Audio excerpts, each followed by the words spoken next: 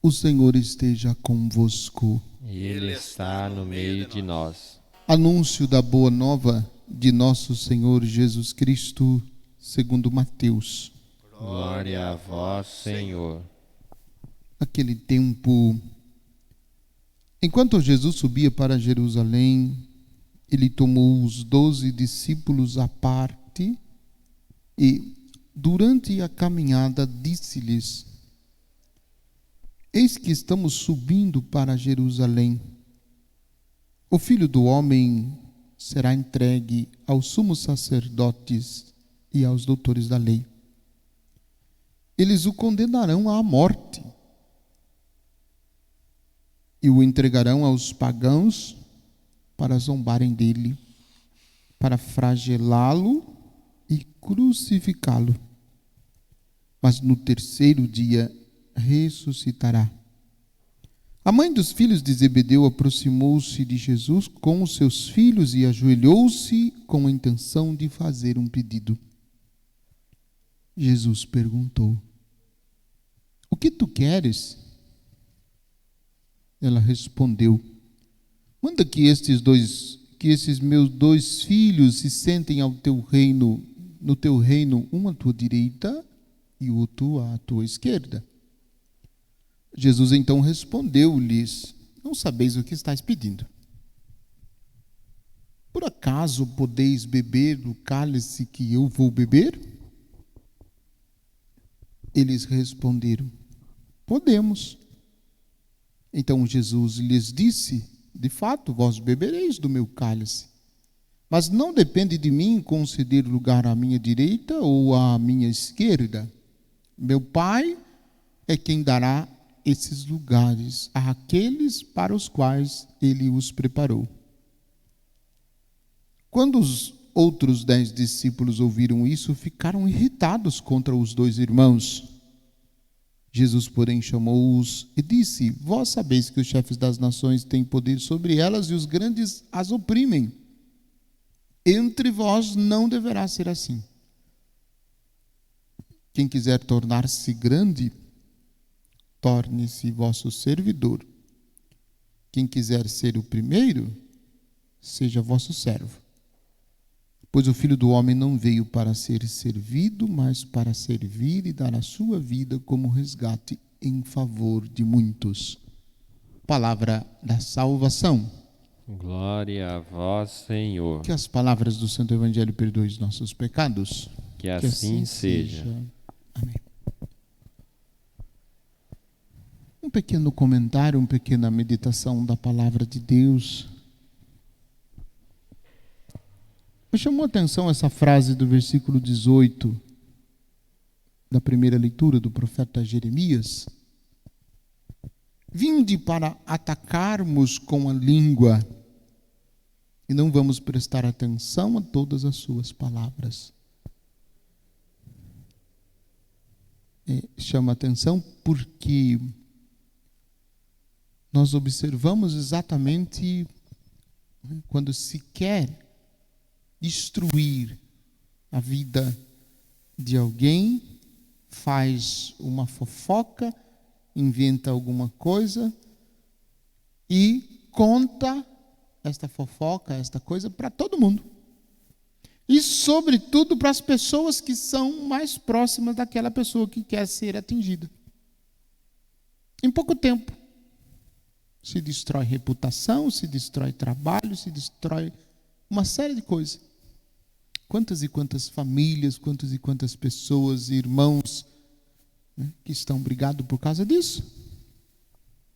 Por causa de uma fofoquinha, de uma palavrinha, de um comentário maldoso, né, que vai acrescentando, e de repente se destruiu família, se destruiu vida, se destruiu reputação. Tudo começou com um pequeno comentário. Então, tentaram fazer isso com o profeta Jeremias. E por isso, ele foi rejeitado, foi ridicularizado. não queriam escutar o que ele tinha para dizer. Negavam e rejeitavam a palavra de Deus transmitida pelo profeta. Claro, não aceitando o profeta, eles estavam dizendo não, era para Deus, não era para o profeta. Porque o profeta é mensageiro de Deus. E é bonito porque Jeremias tem consciência disso. Ele tem consciência disso. Ele sabe que porque ele está falando em nome de Deus, ele está pregando a palavra de Deus, ele vai sofrer consequências disso. Tanto é verdade que olha a oração que o profeta faz. Atende-me, Senhor. Ouve o que dizem os meus adversários. Acaso pode-se retribuir o bem com o mal?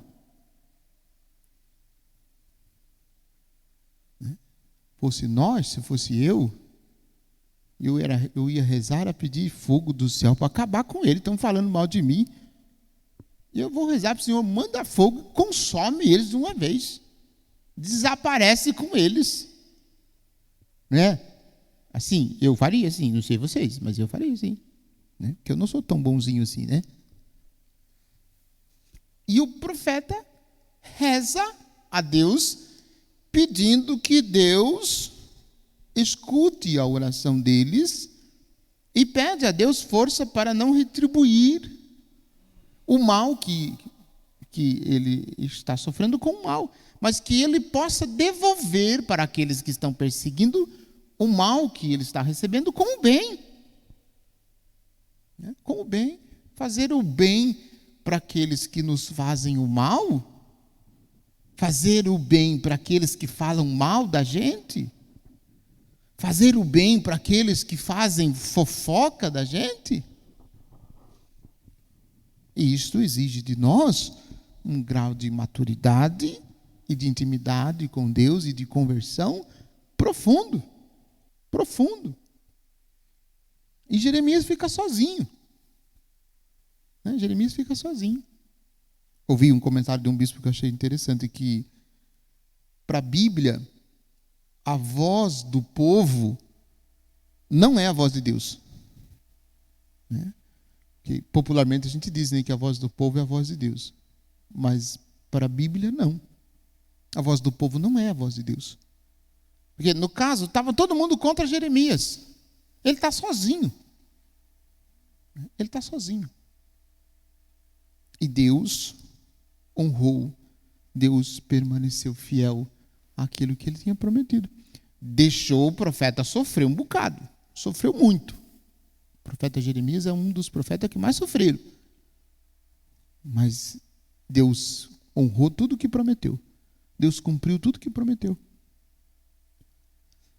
Então, olhando para o profeta Jeremias, que a gente aprenda a fazer o bem para aqueles que nos fazem mal, para aqueles que tentam fazer mal para nós. No Evangelho, muitas coisas bonitas a gente pode tirar para a nossa vida, mas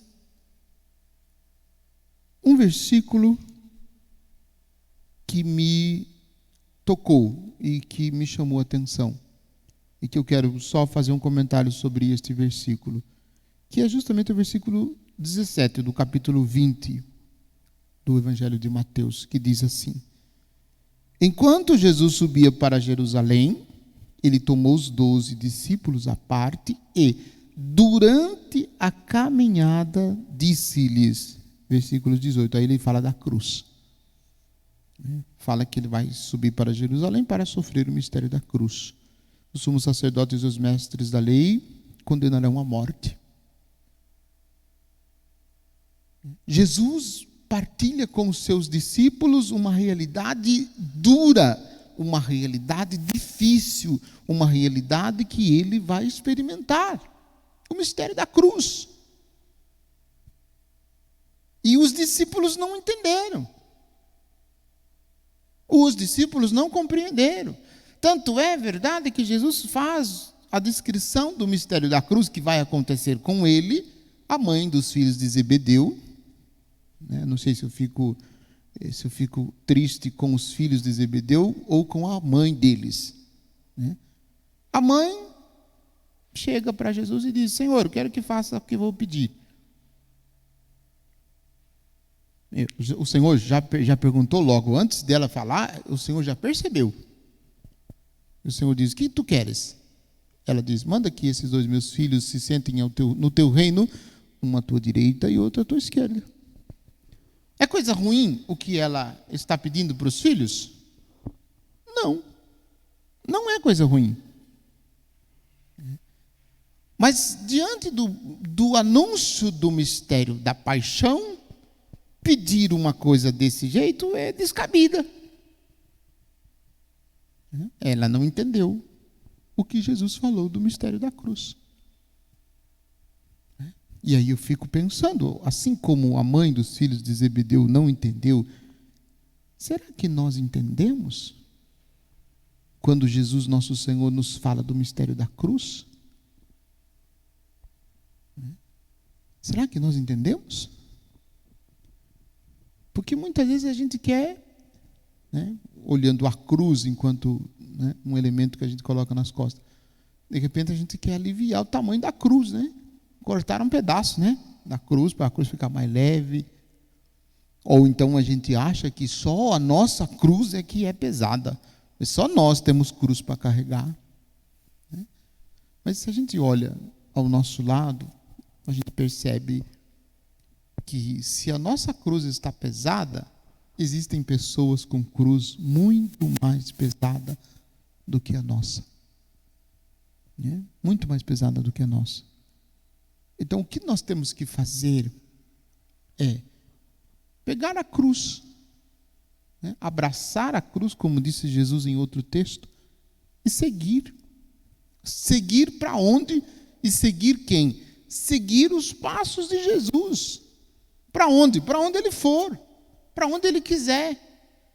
Para onde Ele determinar. Porque é Ele quem traça o caminho. Não somos nós. Nossa parte é assumir a cruz e seguir. E aceitar o mistério de salvação de Deus manifestado em Jesus. No mistério da sua cruz. Morte e ressurreição. O tempo que nós estamos vivendo é propício para isso. O tempo quaresmal é propício para isso. Então, que a gente compreenda o quanto é necessário que a gente persevere e seguir com perseverança os passos de Jesus, com a cruz, com a nossa cruz, como diz o Evangelho de Lucas, né? Com a cruz de cada dia que aparece na nossa vida. Não tenhamos medo de seguir Jesus, de imitá-lo, para que verdadeiramente a nossa cruz possa ser conduzida até o fim. Louvado seja nosso Senhor Jesus Cristo, para sempre seja louvado. Irmãos,